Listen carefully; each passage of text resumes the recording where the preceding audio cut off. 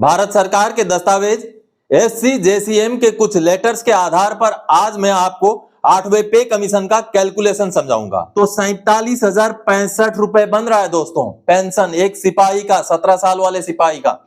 61,498 रुपए। देखिए 10,000 रुपए तक का डिफरेंस हो रहा है। अगर 3 के बजाय 3 दोस्तों हवलदार 24 साल की बात करूं जिनको 24,763 मिल रहा है आज के डेट में, उनका नमस्कार वंदे मातरम। दोस्तों स्वागत है आप सबका सैनिक पाठशाला में। आज मेरे हाथ में जो दस्तावेज है दोस्तों वो सरकारी दस्तावेज हैं। भारत सरकार के दस्तावेज एससी जेसीएम के कुछ लेटर्स के आधार पर आज मैं आपको 8वें पे कमीशन का कैलकुलेशन समझाऊंगा, फिटमेंट फैक्टर समझाऊंगा। और जो एससी जेसीएम द्वारा बार बार जोर दिया जा रहा है कि जो मिनिमम फैमिली यूनिट है, यानी कि जो 7वें पे कमीशन में 3 सदस्यों का एक परिवार मानते हुए पे कमीशन में कैलकुलेशन किया गया था, उसको सुधारने को लेकर के बार बार लेटर भी दिया गया है। और भारत सरकार के साथ जब बातचीत हुई थी तो उस बातचीत में भी इस बात का जिक्र किया गया था और जेसीएम द्वारा जबरदस्त मांग की गई है दोस्तों कि अब की बार 8वें पे कमीशन में जो मिनिमम फैमिली यूनिट है वो 3 के बजाय 3.6 या तो फिर 5 तक का हो, यानी कि एक परिवार में 5 सदस्यों को मानते हुए पे पेमेंट या पेंशन को फिक्स किया जाए। बेहद महत्वपूर्ण मांग है दोस्तों। और इस मांग को समर्थन करने के लिए कुछ दस्तावेज हैं, कुछ डॉक्यूमेंट्स हैं, वो भी 7वें पे कमीशन के बाद लागू किए गए कुछ रूल्स रेगुलेशंस और कुछ रिपोर्ट्स हैं दोस्तों।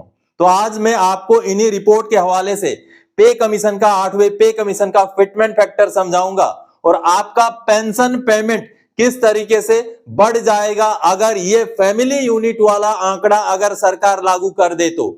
और लागू होना पड़ेगा क्योंकि बीच में कुछ ऐसे समीकरण बने हैं, कुछ ऐसे कानून लागू किए गए हैं जिस वजह से जेसीएम ने भी 8वें पे कमीशन के टीओआर में इस पॉइंट को सबमिट किया है, इस पॉइंट को भेजा है कि मिनिमम फैमिली यूनिट का जो आंकड़ा है उसको 3 के बजाय 3.6 या 5 तक बढ़ाया जाए। सबसे पहले तो ये सामने जो आप लेटर देख पा रहे हैं जो कि एससी जेसीएम ने भारत सरकार को भेजा था जब भारत सरकार ने टीओआर मांगे थे, तो इस लेटर में क्लियरली मांग की गई है कि जो फैमिली यूनिट है उसको 3 के बजाय 3.6 माना जाए। 7वें पे कमीशन में 3 लिया गया था, अब की बार 3.6 लिया जाए।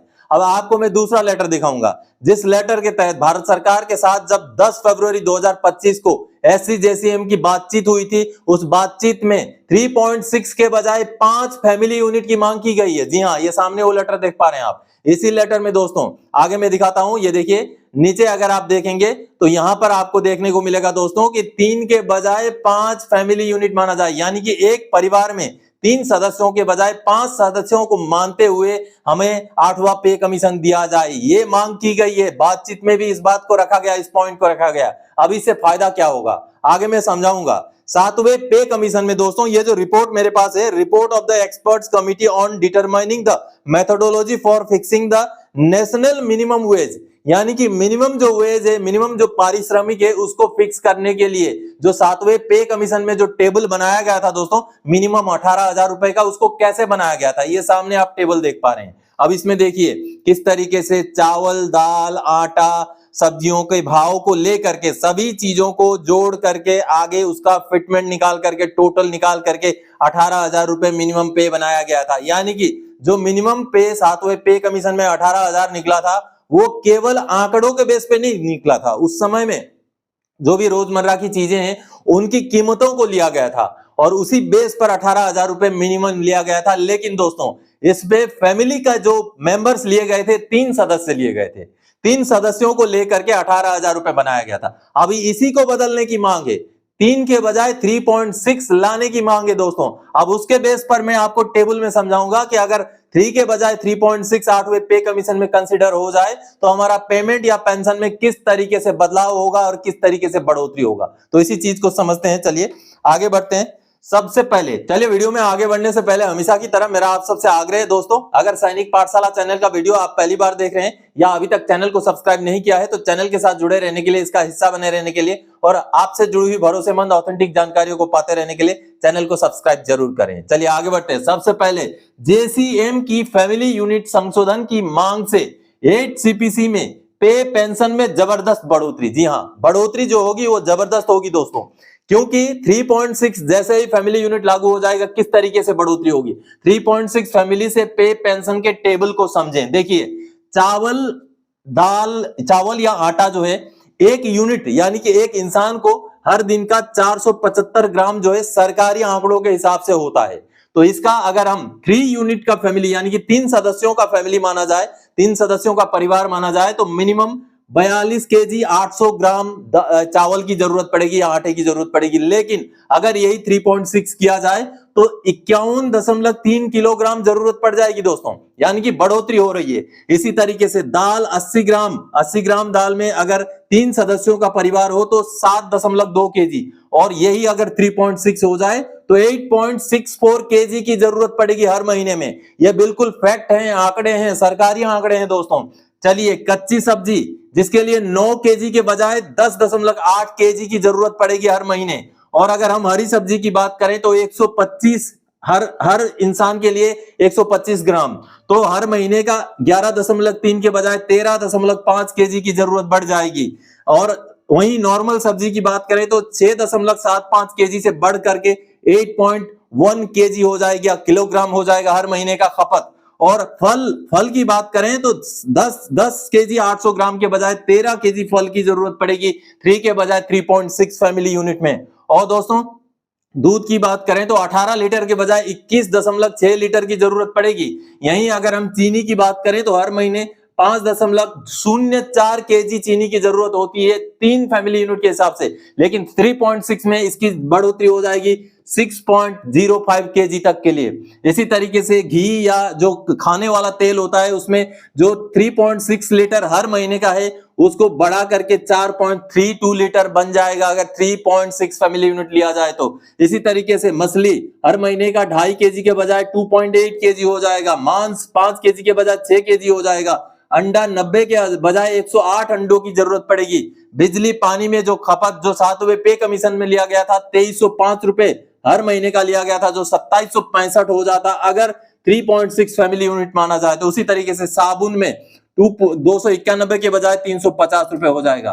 तो इस तरीके से दोस्तों 3 फैमिली यूनिट के बजाय अगर 3.6 फैमिली यूनिट का माना जाए यानी कि एक परिवार में 3.6 सदस्य माने जाएं तो ये बढ़ोतरी होगी। और दोस्तों, इसमें जस्टिफाइड पॉइंट क्या है दोस्तों, क्योंकि 2022 में भारत सरकार एक ऐसा कानून लाई है जिसको maintenance and welfare of parents and senior citizen act 2022, ये कानून तो पहले का ही है, लेकिन इस कानून में बदलाव करके 2022 में ऐसे प्रावधान लाए गए हैं कि जो बच्चे हैं उनको अपने माता पिता को देखभाल करना कंपलसरी है, ऐसे कुछ प्रावधान जोड़े गए हैं। तो इस वजह से भी अब फैमिली को बड़ा मानना पड़ेगा सरकार को, ये मांग जेसीएम ने उठाई है। तो इस हिसाब से अगर कंसीडर हो जाए 3.6 फैमिली यूनिट तो हमारा पे पेंशन में कैसे बढ़ोतरी होगा वो आपको समझाता हूं। चलिए, 3.6 फैमिली यूनिट से अगर पे पेंशन का टेबल बने तो कैसे बनेगा। देखिए, सिपाही 17 साल, अगर एक सिपाही 17 साल अगर 3 फैमिली यूनिट के हिसाब से आज के डेट में उनको ओआरओपी 3 में 20,463 रुपए पेंशन मिल रहा है, अगर उन्हीं का 3 फैमिली यूनिट के हिसाब से पेंशन अगर 8वें पे कमीशन में कैलकुलेट करें तो 39,289 हो रहा है। लेकिन दोस्तों, यही अगर 3.6 फैमिली यूनिट के हिसाब से करें तो 47,065 रुपए बन रहा है दोस्तों पेंशन एक सिपाही का, 17 साल वाले सिपाही का। और वहीं अगर एक सिपाही या टीएस नायक जिनको एमएससीपी सिपाही को नायक का मिला हुआ है वो उनकी अगर बात करें, जिनको आज के डेट में 21,488 ओआरओपी 3 के बाद मिल रहा है, उनको 3 फैमिली यूनिट के हिसाब से 41,257 मिलेगा। लेकिन अगर 3.6 फैमिली यूनिट हो जाए तो 49,423 रुपए मिलेगा। वहीं अगर एसीपी हवलदार की बात करें या 17 साल वाले हवलदार की बात करें तो उनको आज के डेट में 22,476 मिल रहा है, जिनका पेंशन 3 फैमिली यूनिट में 43,154, लेकिन 3.6 में 51,695 रुपए हो जाएगा। वहीं अगर नायक 22 साल की बात करें जिनको 23,569 मिल रहा है, उनको 3 फैमिली यूनिट के हिसाब से 45,252 रुपए, लेकिन 3.6 के हिसाब से 54,209 रुपए मिलेगा। और दोस्तों, हवलदार 24 साल की बात करूं जिनको 24,763 मिल रहा है आज के डेट में, उनका 3 फैमिली यूनिट के हिसाब से 47,545, लेकिन 3.6 के हिसाब से 56,955 रुपए। देखिए डिफरेंस 3 और 3.6 फैमिली यूनिट में कितना डिफरेंस हो जाएगा। देखिए, हवलदार 26 साल जिनका 25,582 रुपए है आज के डेट में ओआरओपी 3 में, उनका 49,117 3 फैमिली यूनिट के हिसाब से, लेकिन 3.6 होते ही 58,839 रुपए हो जाएगा। और अगर ऑनरेडी न्याय सुधार 24 साल की बात करें तो 25,738 जिनको मिल रहा है उनका 49,417 रुपए 3 यूनिट के हिसाब से, लेकिन 3.6 के हिसाब से 59,198 रुपए। और अगर यही ऑनरेडी न्याय सुधार 26 साल की बात करें तो 26,738 जिनको मिल रहा है उनको 3 यूनिट के हिसाब से 8वें पे कमीशन में 51,337 रुपए, लेकिन 3.6 के हिसाब से 61,498 रुपए। देखिए 10-10 हजार रुपए तक का डिफरेंस हो रहा है अगर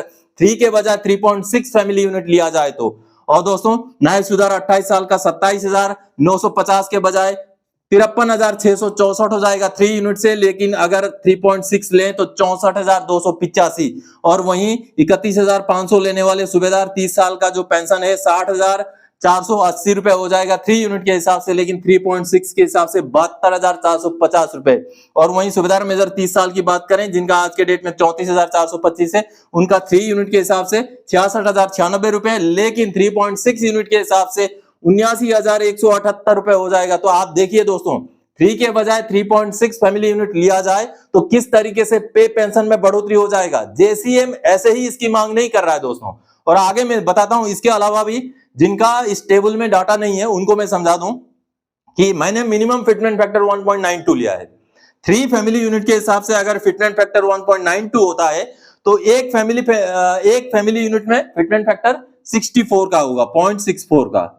और इसी को अगर आप 3.6 में गुणा कर दें तो 2.30 हो जाएगा। तो मैंने टोटल कैलकुलेशन 2.30 के हिसाब से, फिटमेंट के हिसाब से ये पूरा टेबल बनाया है दोस्तों। और दोस्तों ये जो 3.6 फैमिली यूनिट है इसमें कहीं ना कहीं जस्टिफिकेशन है। आप सब ने देखा कि जेसीएम के लेटर में भी 3.6 फैमिली यूनिट का जिक्र किया गया है, मांग किया गया है। उसके साथ ही साथ जो रिकमेंडेशन ऑफ एक्सपर्ट्स कमिटी 2019 है उसको भी अगर हम देखें तो वहां पर भी 3.6 फैमिली यूनिट का रिकमेंडेशन किया गया है। और साथ ही साथ भारत सरकार ने 2022 में जो maintenance and welfare of parents and senior citizen act 2022 का अमेंडमेंट किया है, इसके बेस पर भी ये मांग बेहद महत्वपूर्ण और जस्टिफाइड मांग है दोस्तों। तो दोस्तों आपको यही समझाना था कि 3 के बजाय अगर 3.6 फैमिली यूनिट को लिया जाए तो 8वें पे कमीशन में किस तरीके से हमारा पे पेंशन में बढ़ोतरी हो सकता है, वही डाटा आज के इस वीडियो में लेके आया था। आगे और कोई जानकारी तक आपसे सरोकार रखने वाला विषय लेके मैं फिर से हाजिर हो जाऊंगा। तब तक के लिए जय हिंद दोस्तों।